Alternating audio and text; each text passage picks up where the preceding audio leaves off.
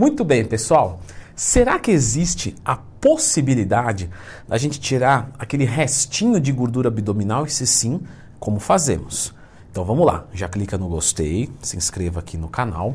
Nós temos gordura no nosso corpo inteiro. Partimos então do que a gente já conversou aqui no canal, que não tem como perder gordura localizada. Todo tipo de gordura corporal, ela é recrutada como um todo. Como é que eu perco uma gordura localizada? Uma intervenção cirúrgica? Beleza, uma lipoaspiração. Vou usar uma criolipólise para facilitar a mobilização daquela gordura, o que é diferente.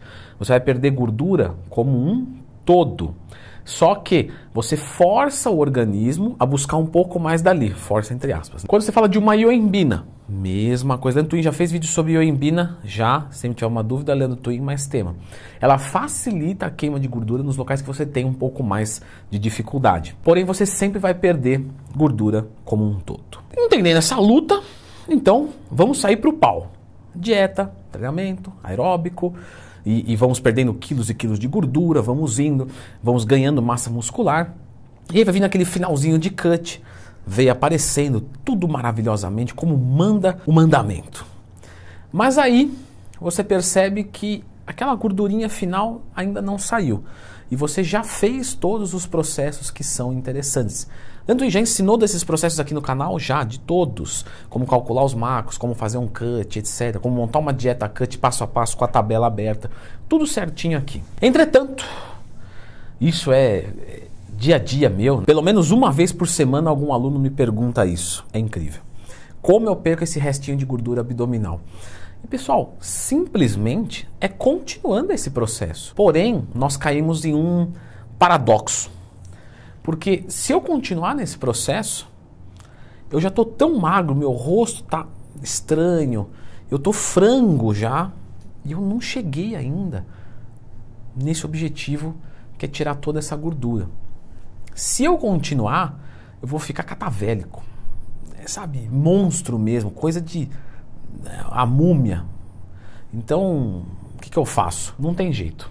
Você vai perder gordura como um todo. Quanto mais tempo você tiver em um estado predominantemente catabólico, então, por exemplo, uma dieta cutting, de perda de gordura, déficit calórico, você pode não perder massa muscular, mas ganhar também você não vai, ou seja, dali para menos. Então, o que devemos avaliar? O shape da pessoa e verificar se ela perder mais 2, 3, 4 quilos, se isso não vai, em troco de tirar aquela restinho de gordura abdominal, deixar a pessoa com uma estética desfavorável. Porque, afinal de contas, quando a pessoa que está preocupada em perder aquele restinho, está preocupada com estética, não é? Ah, tudo bem, perdi aquele restinho, mas tá uma porcaria o resto. Aí você fala, aí não compensou. Nesse sentido, o que faremos? Colocamos uma dieta bulk de volta. Pô, Leandro, mas tá querendo perder gordura, você manda eu ganhar? Aí fica difícil. Então, mas aí você coloca uma dieta bulk, controla uma sensibilidade à insulina de forma bem legal, ganha mais massa muscular, restabelece o metabolismo, deixa tudo beleza, volta a fazer uma dieta cut. Posso colocar uma ioimbina? Só se for a da Oficial Pharma, a melhor e maior manipulação do Brasil, que eu não tenho cupom. Brincadeiras à parte, mas você pode colocar uma ioimbina para já ir ajudando, porque o seu percentual não vai começar tão alto. E aí você vem secando novamente até o momento que você chega. Leandro, fiz esse processo também. Não deu certo. O que eu faço? Repete. Às vezes, dependendo do nível de definição muscular que você quer, você precisa de vários bulks e vários cuts.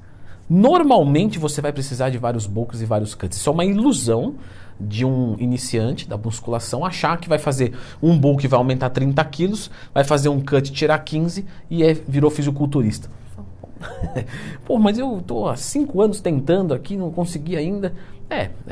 Não é uma ridicularização não, tá? É a expectativa mais básica, eu ganho e depois eu perco, uma vez só e deu. Mas não funciona assim. Você precisa ganhar várias vezes, perder várias vezes. Então você ganha, limpa, ganha, limpa, ganha, limpa. Se isso não fosse tudo, pessoal, não se trata só de metabolismo, só de...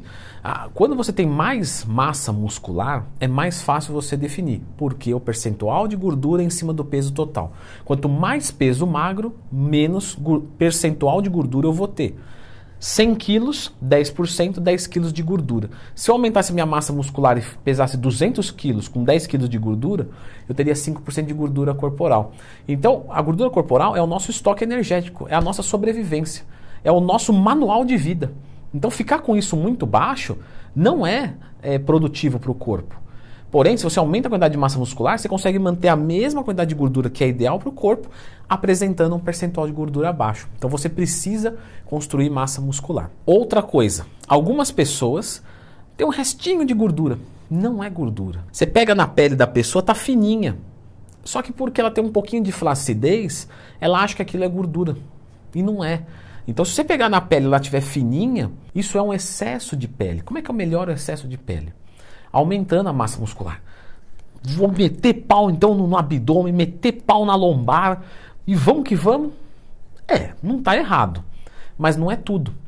Se você quer melhorar a flacidez dessa região do abdômen, você tem que treinar ombro, trapézio, peito. Você vai falar, mas que tipo de demência é essa que eu estou assistindo agora? Não, me dá uma chance. Se você treinar ombro, peitoral, a pele estica, não estica? A pele não é uma só? Se você não puxa aqui em cima, ó, lá embaixo puxa um pouquinho, se eu aumentar tudo isso, eu melhoro a flacidez abdominal.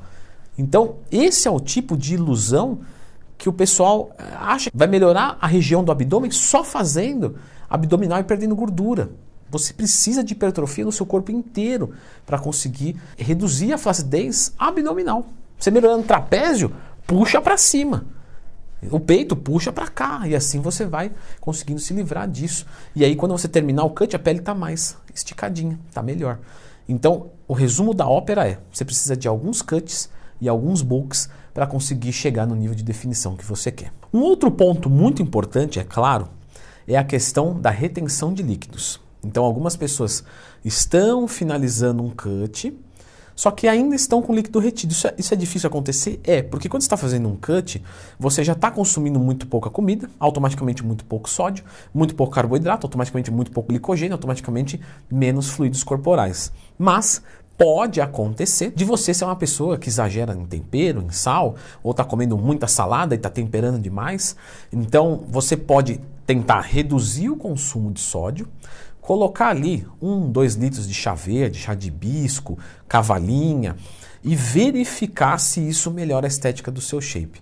Uma desidratação, vamos colocar assim que não existe desidratação segura, tá? Porque você ficar sem fluido corporal não é bacana, não é legal. Tudo bem que você não vai conseguir zerar. Se conseguisse zerar, você viraria uma azeitona. Uma desidratação que é razoavelmente segura, você beberia bastante água, por exemplo, 5, 6, 7 litros por dia, por mais ou menos uns 5 dias, uma semana. Não precisa mais do que isso. E aí você corta a água por mais ou menos de 16 a 24 horas, ou seja, 6 da tarde eu paro de tomar água. Até meio-dia do outro dia, tá bom. Aí você vai acordar e vai ver. Se aquilo ali diminuiu muito, consideravelmente, porque diminuir vai, mas diminuir muito consideravelmente, pode ser que tenha um pouco de retenção de líquido. Aí a gente tem que ver o que é. Será que é hormonal? Será que é dietético? Então, tireoide pode fazer retenção de líquido, estrógeno pode fazer retenção de líquido, sódio pode fazer retenção de líquido e assim sucessivamente. Essa é a última cartada. Lembrando que nenhuma desidratação é segura para o seu organismo. Você pode enfrentar uma queda de pressão, alguma coisa nesse sentido, não é legal. Mas também não vamos fazer um terrorismo tão grande. Se você ficar ali 12, 16 horas sem tomar água, não vai morrer. E se morrer, por quê? Já estava podre já. Nessa transição, voltando agora para a dieta, de cut para bulk, nós temos uma especificidade muito grande. Olha, é uma cereja de bolo, sem querer fazer analogia com comida, mas nesse momento tão difícil. Mas é realmente algo muito fino. E eu ensinei nesse vídeo aqui como que você faz a transição de cut para bulk e de bulk para cut. Se você erra na transição, ou você ganha um monte de gordura, ou quando é ao contrário, você perde um monte de massa muscular. Então, por favor, tá? Não é propaganda do meu próprio vídeo, ainda que eu goste dele, mas você tem que ver, você tem que entender como é que se faz uma dieta de transição.